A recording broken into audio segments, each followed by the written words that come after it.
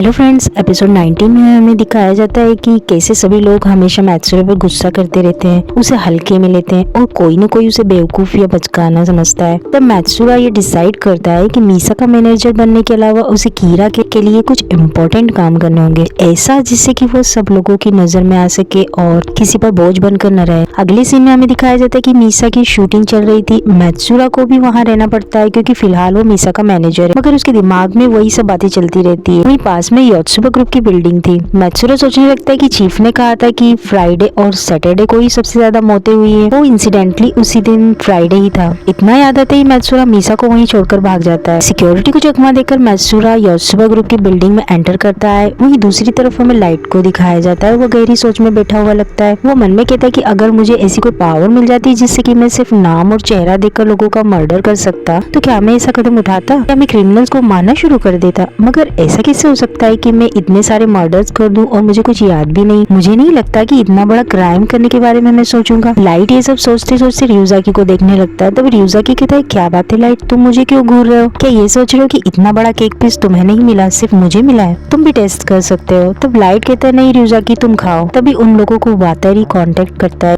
ryuzaki को बताता है कि किसी ने जासूस एराल्डो कॉयल के एल की असली जानकारी और पहचान का पता लगाने का कांटेक्ट दिया है। चीफ कहता है कि एराल्डो कॉयल की बात कर रहे हो तो वे एल के बाद दुनिया के सबसे अच्छे डिटेक्टिव है ना ryuzaki? उन्हें जांच करने के लिए किसने कहा है? तब वातारी कहता है कि वह इंसान योत्सुबा ग्रुप के टोक्यो ब्रांच से वाइस प्रेसिडेंट मिस्टर सासाहिको कीरा। तो सभी लोगों को कंफर्म हो गया था कि योत्सुबा ग्रुप कीरा से मिला हुआ है। वे लोग बात करते हैं कि वैसे भी हमारे पास कम ऑफिसर्स हैं, अब हमें एराल्डो पर भी नजर रखनी होगी, ये तो बड़ी गंभीर बात है। तब एल कहते हैं कि चिंता मत करो, वह डिटेक्टिव एराल्डो कॉयल कोई और नहीं, मैं ही हूँ। सभी चौंक जाते हैं। तब एल आगे कहता है कि दुनिया के 3 सबसे महान जासूस एल, एराल्डो और डैनो, तीनों मैं ही हूँ। जो लोग मुझे ढूंढने की कोशिश करते हैं असल में वो मेरी इस चाल में फंस ही जाते हैं। अब एल अपनी पेस्ट्री में से स्ट्रॉबेरी उठाता है और मोगी को देने लगता है और कहता है कि मैं आशा करता हूँ कि मेरा ये सीक्रेट हमेशा सीक्रेट ही रहेगा। मोगी कहता है कि ryuzaki तुम अमेजिंग हो। उधर मैत्सुरा अभी भी कंफ्यूजन में था कि मुझे यहाँ रुककर देखना चाहिए या चले जाना चाहिए। इसी बीच उसे कुछ लोग नजर आते हैं जो कि सीक्रेट मीटिंग के बारे में बातें कर रहे हैं। एक बंदा कहता है कि काफी रात हो चुकी है और काफी थकान भी हो रही है। अच्छा हो ये सीक्रेट मीटिंग वीकेंड्स पर रखी जाती है, अगर ये मंडे को रखी जाती है तो मुझे बहुत बुरा लगता है। मैत्सुरा उनकी बातें सुनता रहता है और वो जान जाता है कि ये लोग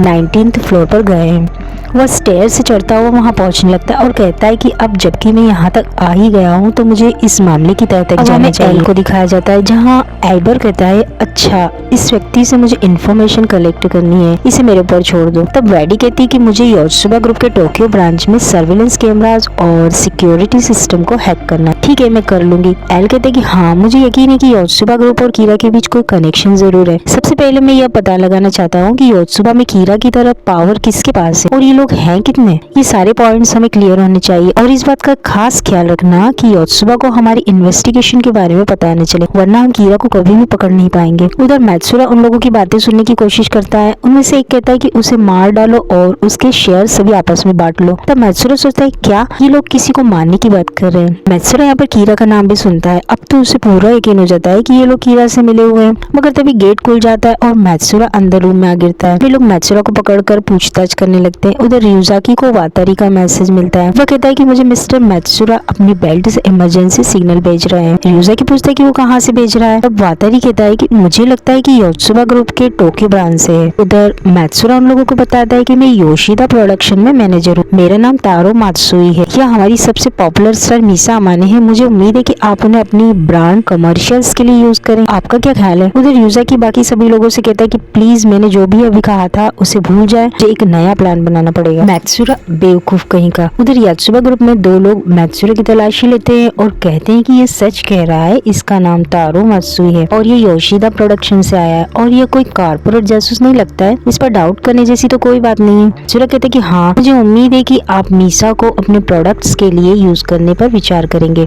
मैत्सुरा सोचता है कि ये दोनों मुझ पर नजर रखे हैं जबकि दूसरे लोग शायद मुझे मारने का प्लान बना रहे होंगे। मैं जिंदा बाहर निकल पाऊंगा? क्या इमरजेंसी सिग्नल उन्हें मिला होगा? सबसे इम्पोर्टेंट बात तो यह है कि क्या ryuzaki मुझे बचाएगा? मेरे साथ क्या होगा? तभी मैत्सुरा का फोन रिंग करने लगता है। उनमें से एक पर्सन कहता है कि तुम अपना फोन रिसीव कर सकते हो मगर यह नहीं बता सकते कि कहाँ हो। फोन स्पीकर पर रखो। तब मैत्सुरा फोन उठाता है। उधर से ryuzaki बात करता है। वो कहते हैं कि अरे तारो ये मैं हूँ असाही, काफी समय हो गया तुमसे बात नहीं हुई, आप बाहर हैं क्या? मीसा के साथ नहीं नहीं है? मैत्सुरा हाँ में जवाब देता है। रियुजाकी उसे कहता है कि तारो, क्या आप मेरे साथ ड्रिंक पर आएंगे? मैत्सुरा उसे मना कर देता है। रियुजाकी पूछता है तो क्या बात है, आप परेशानी में है क्या? तो मैत्सुरा कहता है कि हाँ, आजकल थोड़ा फाइनेंशियल प्रॉब्लम्स है। रियुजाकी समझ जाता है कि मैत्सुरा पकड़ा गया है। वो कहता है कि ठीक है, मैं आपको किसी और दिन कॉल करूंगा। अब मैत्सुरा फिर से उन लोगों से मीसा के बारे में बात करने लगता है। तब उनमें से एक एम्प्लॉय कहता है कि अगर तुम मीसा अमानी के लिए बात करने आए हो तो तुम्हें उसे अपने साथ लेके आना चाहिए था ना, क्या तुम वाकई उसके मैनेजर हो? तब मैत्सुरा कहता है कि उसकी एक शूटिंग है, जब उसका काम हो जाएगा तब वो यहाँ आ सकेगी। उधर लाइट मीसा को कॉल करता है मगर उसका फोन कनेक्ट नहीं होता है। तब उसका मैसेज वॉइस मेल पर चला जाता है। लाइट रियुजाकी से पूछता है कि अब हमें अब क्या करना चाहिए। रियुजाकी कहता है कि अगर मिस्टर मैत्सुरा मर जाते हैं तो यात्सुबा ग्रुप पर हमारा डाउट पक्का हो जाएगा। अभी के लिए हम सिर्फ वेट कर सकते हैं कि आगे क्या होगा। उधर यात्सुबा ग्रुप के मेंबर्स आपस में बातें करते हैं कि हमें अब क्या करना चाहिए। तो उसने हमारी बातें सुन ली होगी। दूसरा कहता है कि इस बात में जरा भी पॉसिबिलिटी हमारे लिए खतरनाक है, तो अच्छा यही होगा कि हम उसे मार दें। तब एक और मेंबर कहता है यदि वह सिर्फ उस स्टार मीसा अमानी के लिए यहाँ पर आया हो तो उसे पुलिस ने यहाँ भेजा है, यह इम्पॉसिबल ही लगता है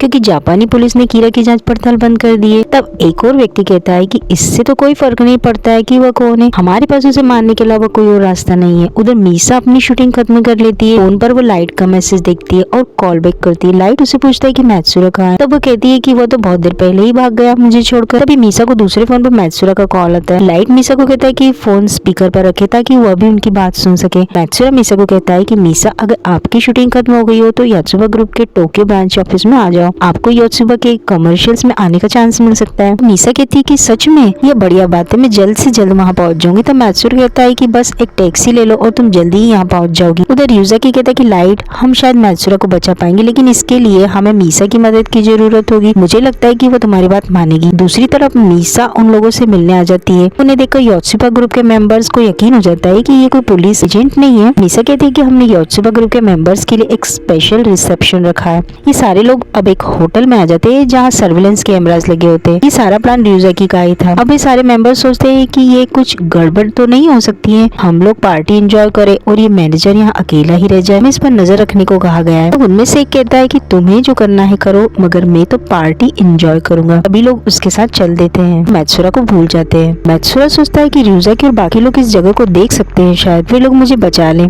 सभी लोग पार्टी में ड्रिंक करते रहते हैं। मैत्सुरा वॉशरूम का बहाना बनाकर वहाँ से चला जाता है। बाथरूम में वो रियुजाकी को कॉल करता है। ये 8 लोग कीरा से किसी को मारने के लिए मीटिंग कर रहे थे, मैंने उन्हें साफ सुना है। रियुजाकी कहता है अगर तुमने उनकी बातें सुन ली हैं तो वे तुम्हें मारने की कोशिश जरूर करेंगे, यानी कि तुम्हारी जान खतरे में है। यह अच्छा है कि तुम अभी भी जिंदा हो, शायद हम तुम्हें बचा सके, लेकिन तुम्हें मारे जाने से पहले खुद मरना होगा। तब रियुजाकी उसे अपना प्लान बताता है। मैत्सुरा उसके प्लान सुनकर डर जाता है, उसके पसीने छूटने लगते हैं। अंदर रूम में सभी पार्टी एंजॉय कर रहे थे। तभी वहाँ मैत्सुरा आता है जो नशे में धुत दिखाई दे रहा था, यानी कि वह एक्टिंग करता है कि उसे काफी नशा हो चुका है। वह कहता है कि सब लोग मजे करो, पार्टी का मजा लो, मैं तुम्हें खतरनाक स्टंट दिखाने वाला हूँ। मैत्सुरा रेलिंग पर चढ़ जाता है और बैलेंस करने की कोशिश करता है। सभी लोग डर जाते हैं और उसे ऐसा करने के लिए मना करते हैं। तब मैत्सुरा अपने हाथों के बल पर खड़ा हो जाता है उल्टा, लेकिन तुरंत ही वो बालकनी से नीचे गिर जाता है। अब हम यहाँ देखते हैं कि मोगी ने यहाँ पर एक मैट्रेस लगाया हुआ था जिस पर स्लाइड करता हुआ मैत्सुरा दूसरी बालकनी के रूम में आ जाता है और चीफ एक भारी बोरी नीचे फेंक देता है, जिससे कि ऊपर के रूम में लोगों को लगता है कि मैत्सुरा नीचे गिर चुका है और वहाँ जमीन पर आइबर मैत्सुरा की जगह ले लेता है और वहाँ लेट जाता है। वेडी भी वही खड़ी थी, वह जोर से चीखती है कि कोई ऊपर से गिर गया। तो पार्टी वाले रूम में वे सब लोग शॉक्ड रह जाते हैं। मीसा उन लोगों से कहती है कि आप सब यहाँ से चले जाओ। मीसा उन लोगों से कहती है कि आप सब यहाँ से चले जाओ, हम सब संभाल लेंगे, मगर मेरी कमर्शियल्स का ध्यान रखना। तो वो मेंबर्स वहाँ से जाने लगते हैं। वो कहते हैं कि मीडिया में ये खबर पहुंच गई तो हमारी कंपनी की रेपुटेशन खराब है, यहाँ से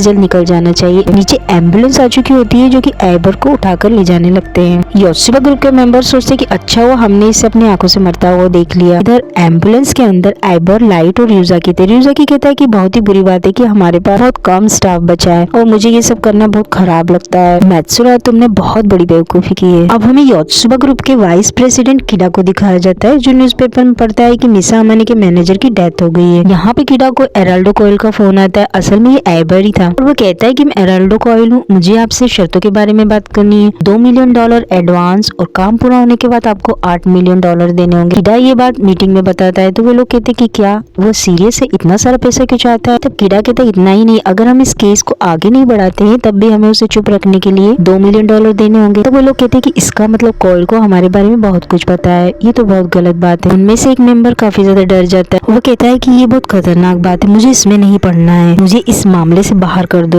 मुझे तो ये भी नहीं पता है कि कीरा है कौन, फिर मैं इतना रिस्क क्यों लूं। एक मेंबर कहता है कि मिस्टर अयारोशी तुम कल मारे जाओगे। वो कहता है कि अरे नहीं, मैं तो मजाक कर रहा था, मैं रुकूंगा, मैं इसका हिस्सा बना रहूंगा। लेकिन बाकी लोग अयारोशी को इग्नोर करते हैं और आपस में डिस्कस करते हैं कि अब आगे क्या करना है। एक बंदा कहता है कि अगर हम उसे पैसे देंगे तो वो हमारे फेवर में काम करेगा और हमें एराल्डो जैसा कोई होशियार व्यक्ति की जरूरत है। दूसरा कहता है कि ये सही है, चलो उसे पैसे देते हैं, चाहे कितना भी खर्च क्यों ना हो। तो बाकी लोग कहते हैं कि ठीक है, एराल्डो के साथ एक कॉन लो। तो वेडी ने योत्सुबा ग्रुप के सर्विलेंस कैमराज हैक कर लिए थे और उनके सिक्योरिटी सिस्टम में भी वो घुस चुकी थी, जिसकी मदद से रियोजाकी के पास उनके सारे कैमराज का एक्सेस आ जाता है। मैत्सुरा ये सब देखकर खुश होता है। वो कहता है कि चलो मेरी कोशिश नाकाम नहीं रही, काफी ज्यादा आसानी हुई है इन्वेस्टिगेशन में। योत्सुबा ग्रुप की मीटिंग यहाँ शुरू हो चुकी थी और स्क्रीन पर उन्हें देखकर चिक पूछता है तो 8 होने थे ना, यहाँ तो सिर्फ 7 ही है।